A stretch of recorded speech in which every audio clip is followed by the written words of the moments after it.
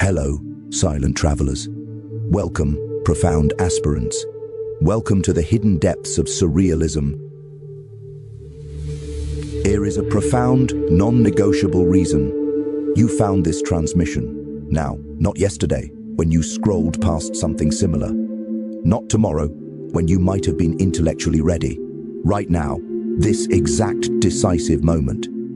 And if you think that this perfect timing is mere coincidence, you haven't yet structurally understood what Carl Jung spent his entire brilliant life trying to show us. The universe does not speak in predictable words, it speaks in timing, in the book that falls mysteriously off the shelf, in the conversation you overhear, at the exact moment you needed to hear it, in the strange, urgent restlessness that woke you at 3 in the morning.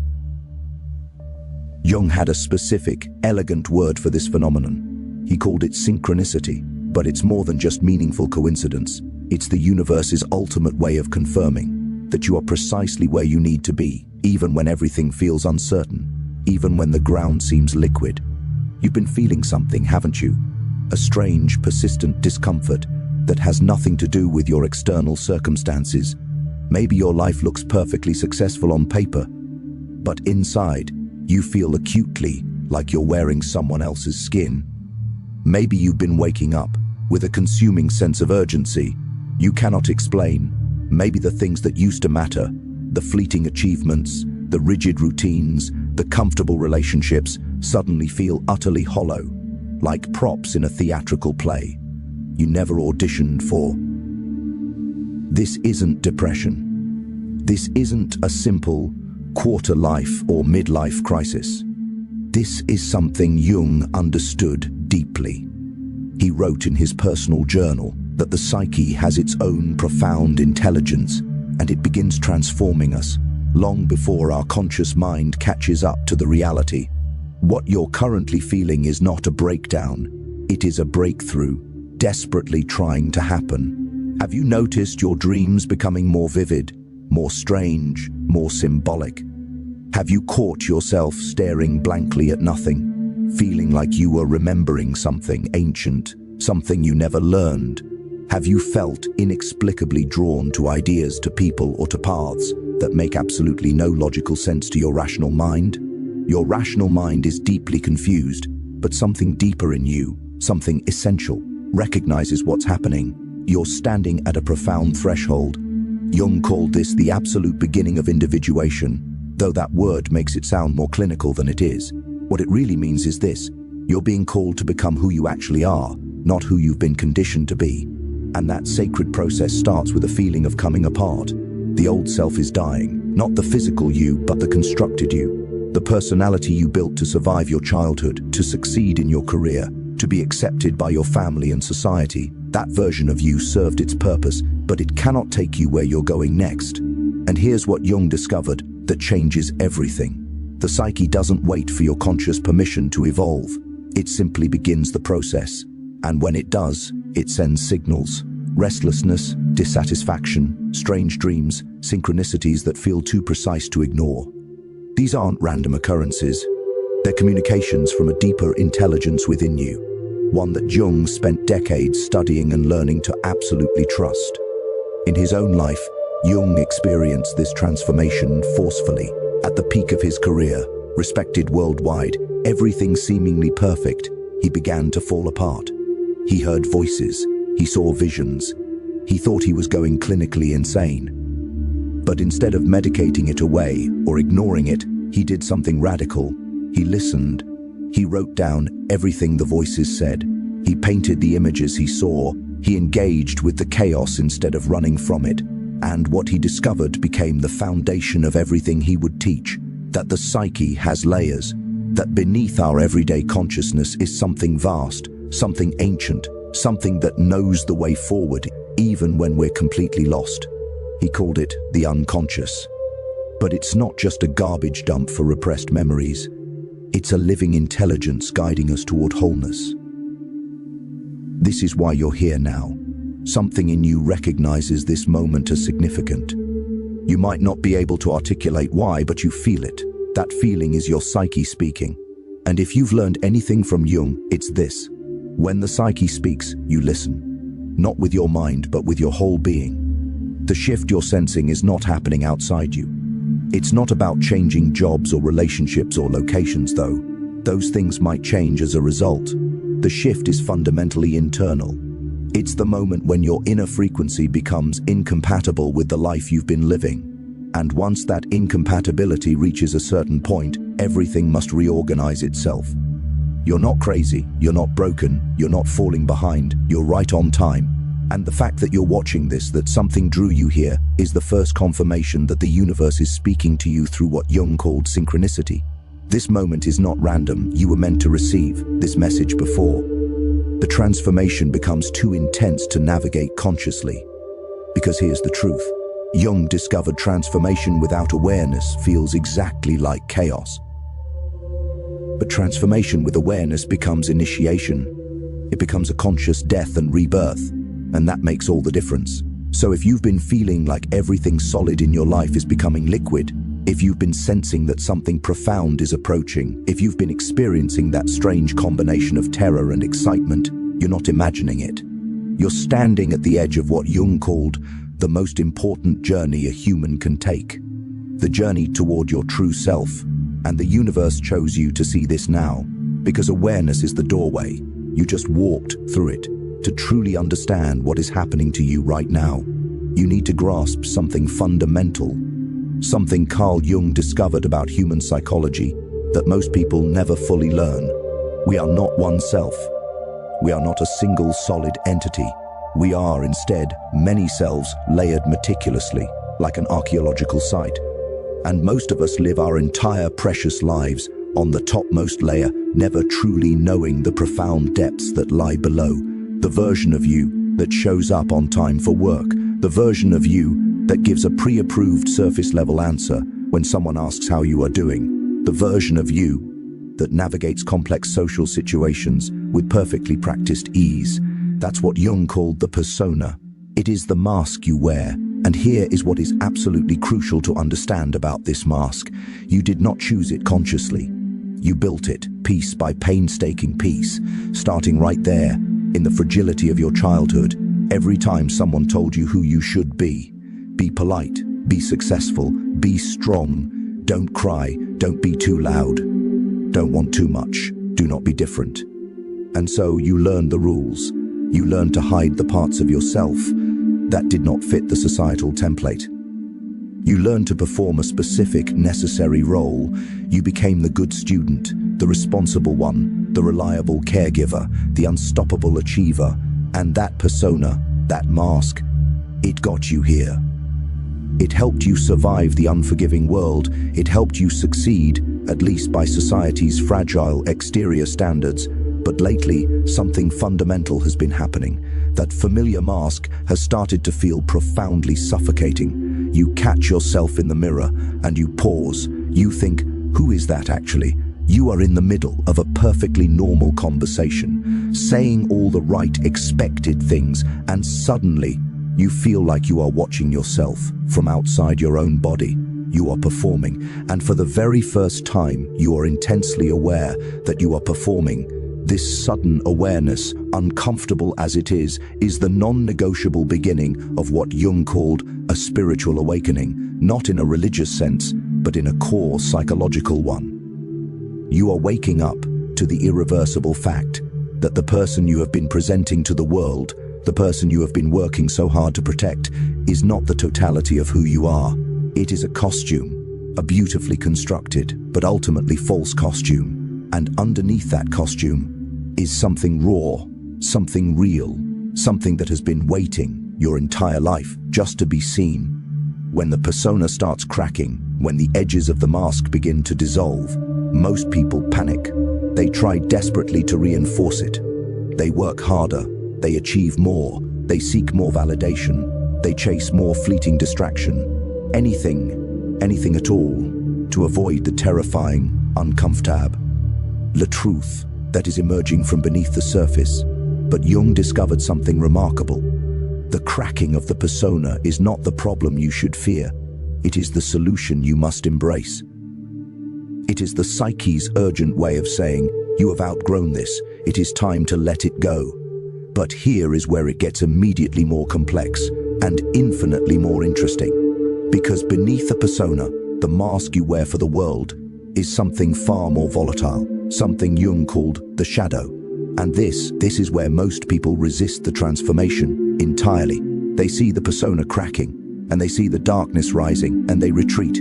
The shadow is everything you have rejected about yourself, every emotion you hastily labeled as bad or unacceptable, every desire you judged as wrong or shameful, every impulse you suppressed because it simply wasn't acceptable to your family or your social circle. All of it is still there, alive, potent, waiting in the darkness of your unconscious, waiting for its moment to be integrated. Maybe you were taught that anger is dangerous, that it must be suppressed at all costs. So you became the peaceful one, the agreeable one. But that anger, that necessary boundary-setting energy, did not disappear. It went straight into your shadow.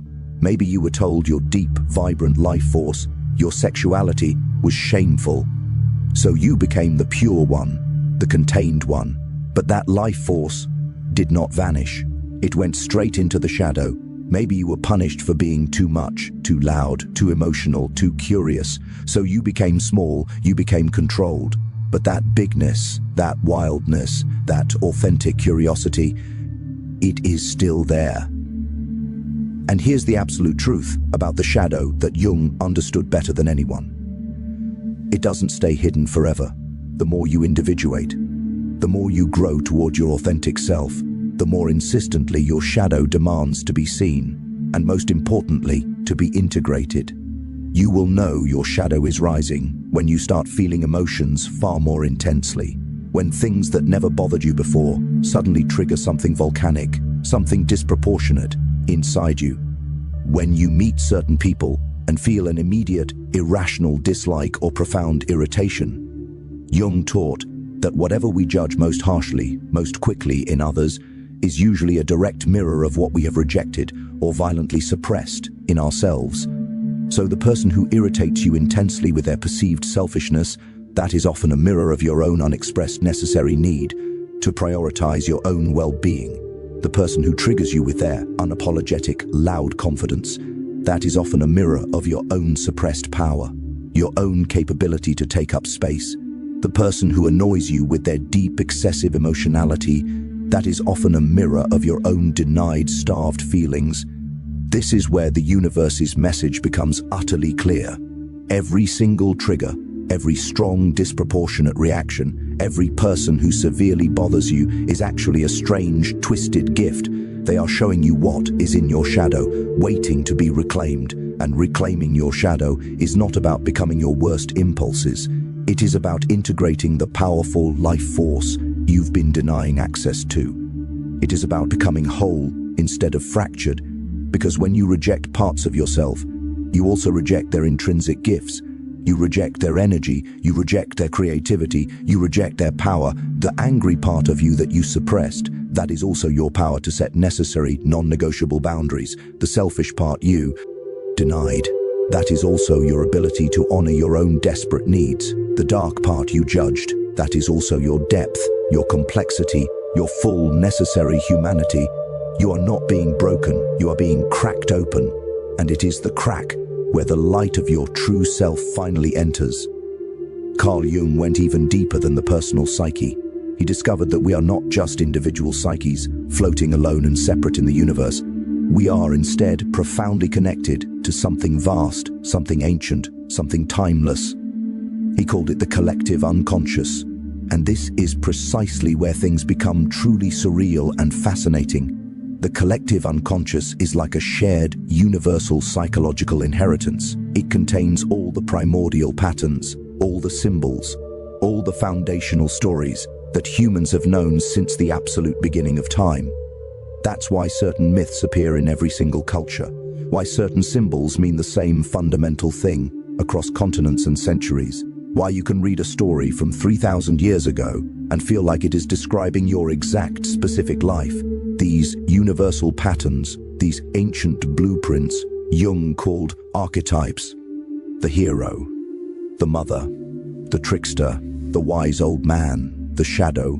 And when you are consciously going through transformation, when you are stepping into individuation, these powerful archetypes become intensely active in your psyche. You start living archetypal patterns without even fully realizing it. Right now, you are living the hero's journey. You are being urgently called from your ordinary world into unknown, terrifying territory. You are resisting the call. You are meeting allies and enemies, both outside and critically inside yourself. And eventually, you will face your greatest fear, die to your old self, and be consciously reborn. This isn't just metaphor, this is verifiable psychological reality. Jung saw it happen in his patients over and over. He saw it in mythology, in dreams, in his own life. The psyche transforms through these ancient, inevitable archetypal patterns, and right now, you are in the early, confusing stages of that transformation. That's why certain books find you at the perfect strange moment, why certain movies hit you differently than they hit others, why certain songs feel like they were written about your exact situation. It's not coincidence, it's the collective unconscious speaking to you through symbols and synchronicities that your conscious mind did not and could not arrange. In one famous interview late in his life, Jung was asked if he believed in God. He paused for a long moment, then said something that shocked people. He said, "I don't believe, I know." What he meant was that through his work with the unconscious, through dreams and synchronicities and the patterns he'd witnessed, he'd experienced something beyond mere belief. He'd touched what he called the numinous, the sacred reality that underlies ordinary existence. And this is precisely what is available to you now. Not belief, but direct, undeniable experience. The shift you're feeling is the numinous breaking through into your ordinary consciousness. It's the universe showing you that there's more to reality than the material world you can touch and measure. You've probably had moments like this before, times when you felt overwhelmed by unexpected beauty, times when you experienced profound, inexplicable connection, times when something inexplicable happened and you felt touched by something greater than yourself. Those weren't flukes, those were glimpses through the veil. And now, as you individuate, that veil is getting thin.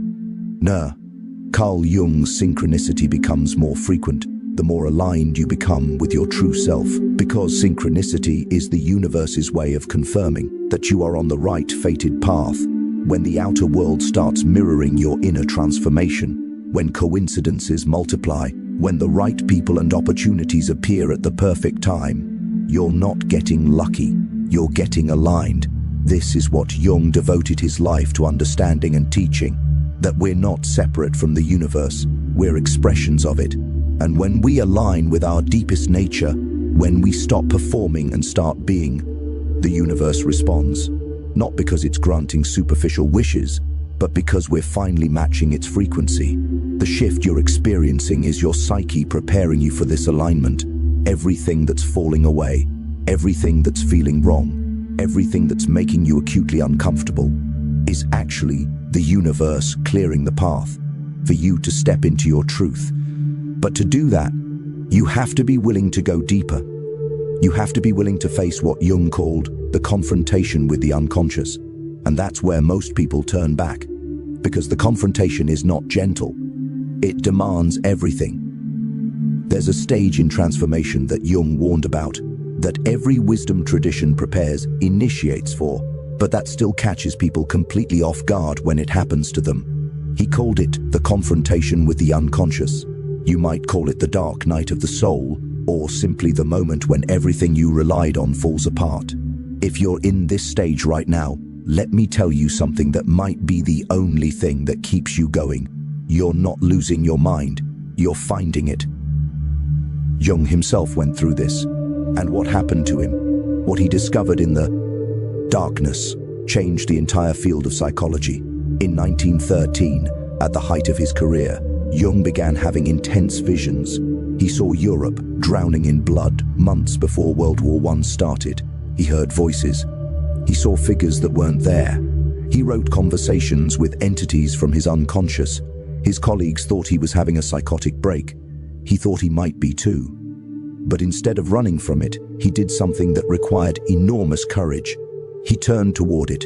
He wrote everything down. He engaged with the figures he saw. He asked them questions. He let the unconscious speak, and what emerged from those dark years became the foundation of all his profound teachings. What Jung discovered is that the psyche has layers we don't access in normal consciousness, and when we begin to individuate, those layers start bubbling up, not to destroy us, but to integrate with us, to make us whole. But integration requires dissolution first. The old structures of your personality, the beliefs about who you are, the stories you've told yourself, they all have to loosen. They have to become flexible enough to incorporate what's rising from the depths. And that loosening feels exactly like falling apart.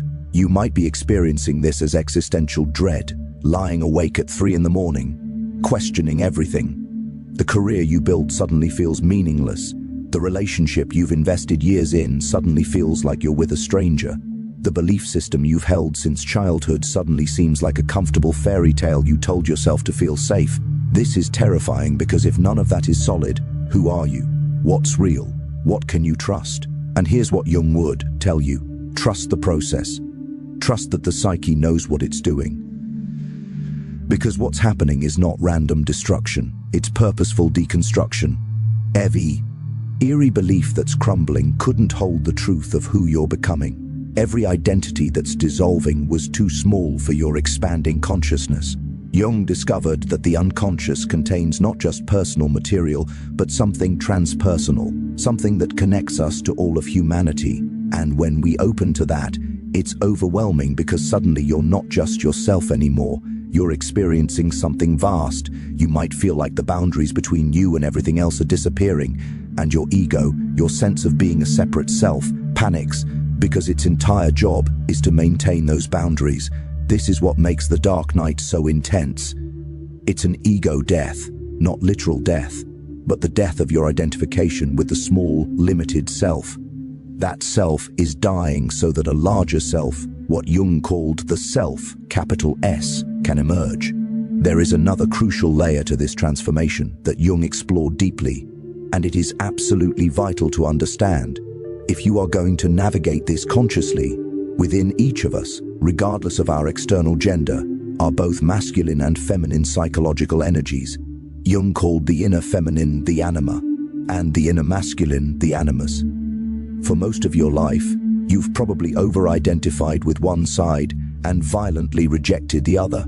If you were socialized as masculine, you may have fiercely rejected your emotional, intuitive, receptive nature. This hidden inner feminine is your anima. If you were socialized as feminine, you may have fiercely rejected your assertive, powerful, analytical nature. This hidden inner masculine is your animus, and now, as you individuate, as you become whole, the rejected side is rising up, demanding to be integrated. People socialized as masculine suddenly find themselves crying at commercials, feeling things deeply for the very first time, unable to push through with sheer dominating willpower anymore. And they think something is profoundly wrong with them. They think they are becoming weak. But Jung would tell you, you are becoming whole. You are reclaiming the inner feminine, your anima, you denied for so long. People socialized as feminine suddenly find themselves speaking truths that make people intensely uncomfortable, setting boundaries they have never set before, accessing a fierce, analytical power they were taught to suppress. And they might fear they are becoming too much, too aggressive, too cold. But Jung would tell you, you are becoming complete. You are reclaiming the inner masculine, your animus, you suppressed. This integration of the anima and animus, this internal marriage of opposites, is not optional if you want to become fully yourself. Because you cannot be whole while rejecting half of your essential psychological inheritance, and the intense shift you're experiencing now is absolutely demanding that you become whole. Nothing less will satisfy the self. There's a reason for this precise timing. There's a reason this is happening now and not 10 years ago or 10 years from now. Jung understood that the psyche has its own sacred timeline. It waits until you are ready, until you have enough strength, enough maturity, enough life experience to handle the transformation without breaking completely.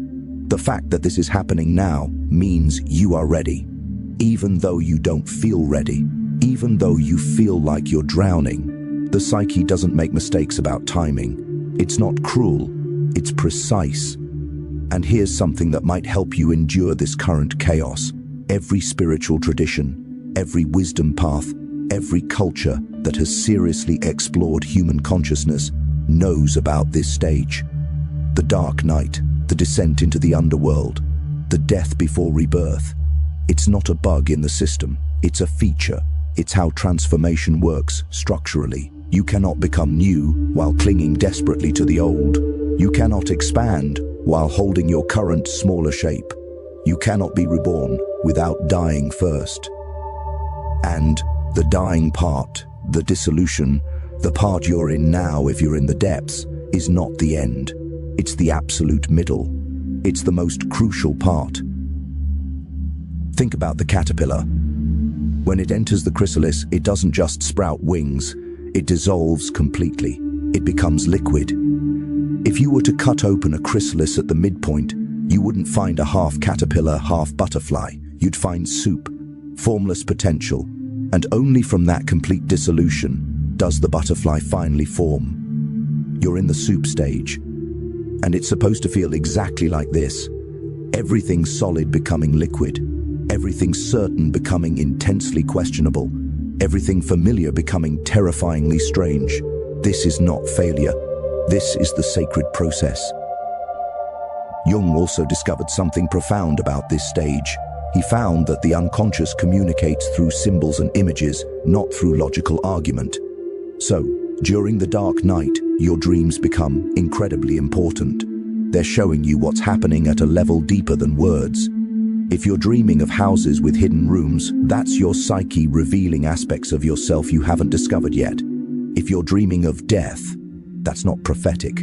It's symbolic, the old you dying. If you're dreaming of water, of drowning, of tsunamis, that's the unconscious rising up, overwhelming your conscious control. These dreams aren't meant to scare you, they're meant to guide you.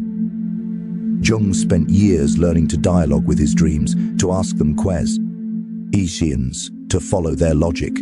And the darkness is not the enemy. The darkness is the womb. It's where transformation happens. It's where the new you is being formed in the dissolution of the old you. And the only way through is through. You can't skip this stage. You can't think your way out of it. You can only endure it, conscious of what's happening, trusting that the psyche knows where it's leading you. I will now generate chunk 5 of 7, ensuring it is slightly larger and highly fragmented, maintaining the strict 10,000 character minimum and the Jungian Surrealism theme. This chunk will focus on the ultimate goal of wholeness, the transcendent function, and how to dialogue with the unconscious through active imagination. Here is the highly expanded and humanized chunk, 5 of 7. The transcendent function, dialogue with the depths, chunk 5 of 7. This chunk shifts focus to the tools for conscious navigation, active imagination, and dream dialogue, and introduces the transcendent function as the psyche's way of resolving internal conflict. Ensuring the 10,000 plus character minimum, there is a final, crucial truth that Jung discovered that changes everything about how you must experience this. The goal of the transformation process is not happiness. It's not comfort. It's not even lasting peace. The goal is wholeness. And sometimes becoming whole requires experiencing the painful, suppressed parts of life and of yourself that you've been fiercely avoiding. The profound grief you never let yourself feel. The consuming rage you swallowed just to stay acceptable and likable. The dark desire you judged as shameful. The crippling fear you pretended didn't exist. All of it is rising now, not to punish you, but to integrate with you, to make you complete. This is what quantum consciousness researchers are starting to understand from a scientific angle. That consciousness is not produced by the brain. It's fundamental to reality. And what Jung understood from a psychological angle is that your individual consciousness is connected to a greater field of consciousness. And transformation is about aligning with that greater field. When you're in the dark night, you're being rewired. You're being tuned to a different frequency. and it's intensely uncomfortable. Because everything in you that's vibrating at the old, unaligned frequency is being violently disrupted. Your old coping mechanisms don't work. Your old sources of meaning feel empty. Your old identity feels like a restrictive costume you can't wear anymore. But this profound disruption is entirely purposeful. It's creating space for something new, for a truer version of you, for the self that Jung spent his life trying to help people reach. Not the ego self, the small self, the defended self, but the true self, the whole self, the self that knows it's part of something infinite. You are being initiated, and initiation always involves a necessary death, the death of who you were, so that who you truly are can be born. And Jung's great gift to us was showing that we don't have to go through this blindly. We can do it consciously. We can understand what's happening. And that understanding doesn't make it easy, but it makes it deeply, profoundly meaningful. To help you endure and navigate this consciously, Jung gave us the tools for dialogue. One of the most practical tools Jung gave us for this process is working with dreams. Your dreams are not random neural firings. They are direct, uncensored communications from the unconscious, showing you what you can't see consciously. And the more you individuate, the more absolutely important your dreams become. Start writing them down, not to analyze them intellectually. Be you. To dialogue with them. Ask them questions. What are you trying to show me? What part of myself am I not seeing? Follow the feeling of the dream, more than the literal content, because dreams speak in the language of raw emotion and potent symbol, not linear logic.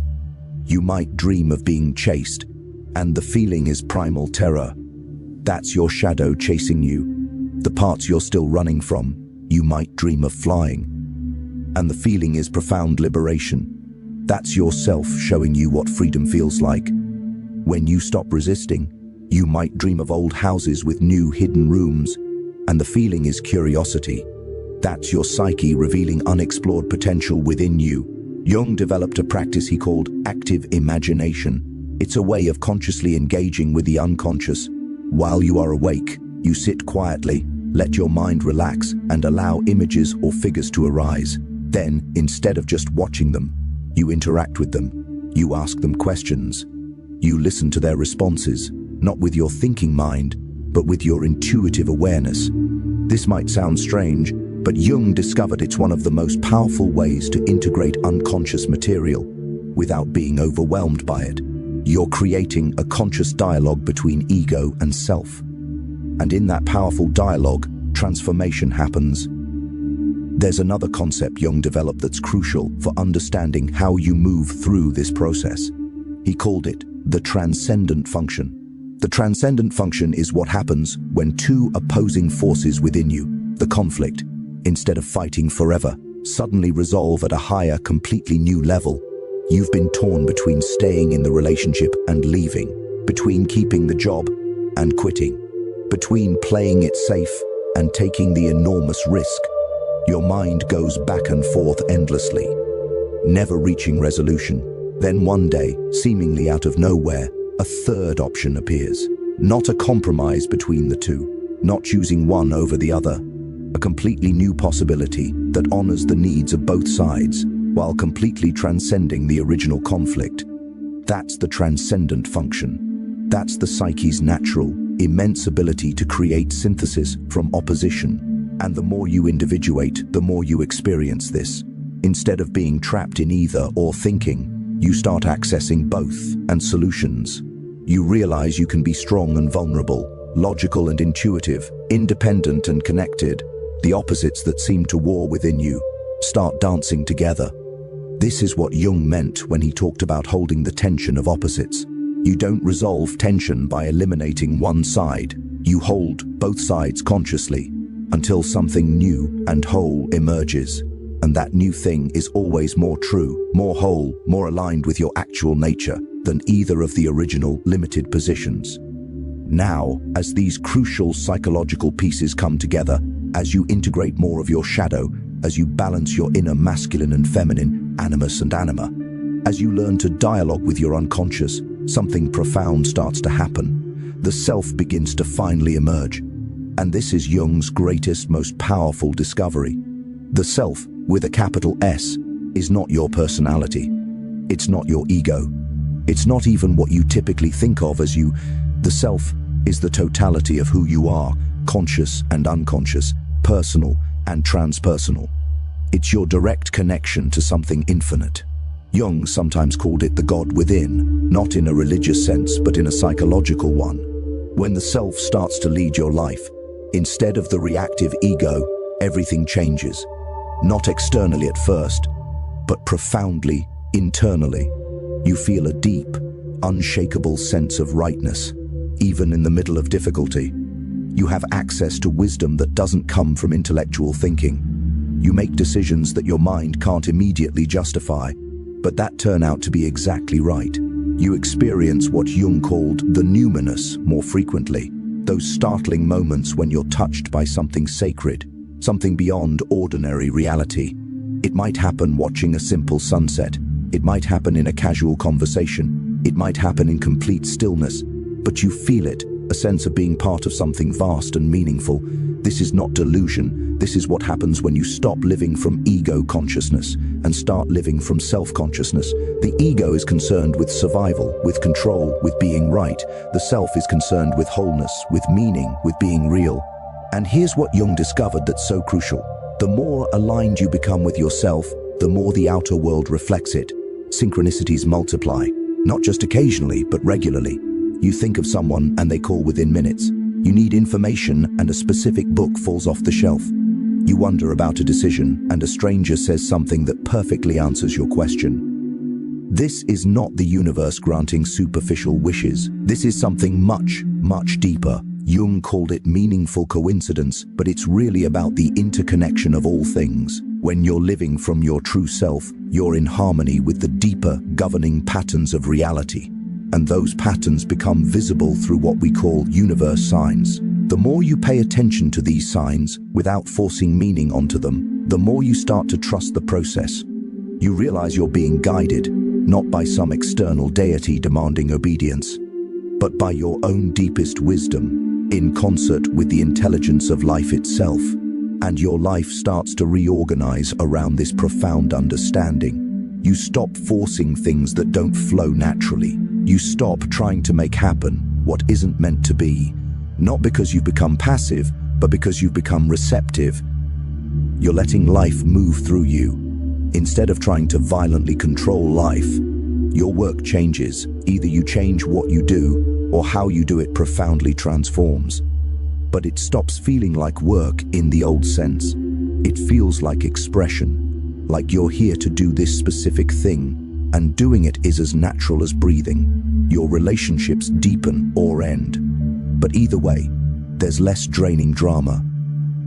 Because you're not projecting your unconscious onto others anymore. You're not expecting them to complete you. You're already becoming whole. And from that wholeness, you can meet others authentically. Your relationship with yourself fundamentally shifts. The inner critic that's been running your life starts to quiet. Not because you've silenced it violently, but because you've integrated it. You understand it was trying to protect you, keep you safe, make you acceptable. But you don't need that desperate protection anymore. You're living from truth, and truth doesn't need defense. This is what Jung meant when he said, the privilege of a lifetime is to become who you truly are, not who you wish you were, not who you think you should be, who you actually are. And that person, that self, is more interesting, more capable, more alive than any defensive version you could construct. The shift you've been feeling, the transformation you've been going through, it's been leading you here, to this ultimate understanding, to this integration, to the emergence of your true self. I will now generate chunk 7 of 7, voyage, of their own patterns and projections. Jung spent his life trying to articulate this, that psychological work is spiritual work, that becoming conscious is sacred work, that individuation is not just personal healing, but collective evolution. And he knew that most people would never undertake this journey, would live and die in the persona, never knowing their depths. But you're not most people. The fact that you're here, the fact that something in you has been pushing you toward transformation, even when it hurt, even when it was terrifying, proves that you're one of the ones willing to wake up, willing to face the shadow, willing to integrate the opposites, willing to become real. And now you're standing in a different place than you were when you started this transmission.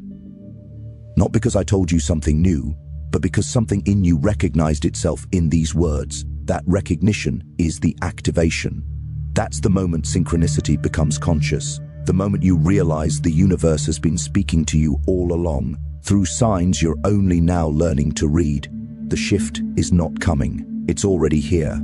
It's been happening through every uncomfortable feeling, every ended relationship, every lost job, every dark night, every moment of doubt. All of it was the psyche preparing you for this, to live as yourself, and living as yourself in a world that rewards conformity is revolutionary. It's not easy. There will be moments you're tempted to put the mask back on, to go back to sleep, to pretend you don't know what you now know. But you can't. Once you've tasted authenticity, performance becomes unbearable. So what do you do now? You keep listening. You keep paying attention to your dreams. You keep noticing synchronicities. You keep trusting the pull toward what's authentic and the resistance toward what's false. You keep integrating the shadow. You keep balancing your inner opposites. You keep following the path of individuation, knowing it's lifelong, knowing it deepens rather than completes. And you remember what Jung understood, that you're not doing this alone. The self is guiding you. The collective unconscious is supporting you. The archetypes are working through you. And the universe itself is responding to your emergence. This is your new timeline, not a future possibility, but a present reality. You're already living it. Every choice you make from alignment instead of fear. Every moment you honor your truth instead of seeking approval. Every time you trust your inner knowing instead of outsourcing authority, you're already in it. The old timeline was about survival. This new timeline is about being fully alive. The old timeline was about fitting in. This new timeline is about standing in your uniqueness. The old timeline was about achieving. This new timeline is about becoming. And becoming is not a destination. It's the journey itself. Jung knew this. That's why he called it individuation. A process, not an individuated state. You don't arrive and stop growing. You keep unfolding, keep discovering new layers, keep integrating new aspects of the infinite self that you are. So if you feel called to mark this moment, to acknowledge that something has shifted, go to the comments and write, "I am becoming who I always was, not for me, not for anyone else, for yourself," as a declaration to your own psyche that you're ready, that you're willing, that you're saying yes to the transformation. Because the universe didn't make a mistake with you. Your struggles weren't punishments. Your sensitivity wasn't weakness. Your differences weren't flaws. They were all preparation for this moment. When you finally understand that you don't need to be fixed, you need to be freed. Freed to be exactly who you are. Jung devoted his life to showing us the way. He mapped the terrain of the unconscious. He identified the archetypes. He explained the shadow and the self. He gave us the language of synchronicity and individuation. He showed us that psychological work is spiritual work, that becoming conscious is the great task of being human. Welcome to your actual life, the one you were always meant to live, the one Jung knew was possible for any human willing to do the work of becoming real. You're here now. The shift is yours. Step into it fully. Your new timeline is waiting for you to claim.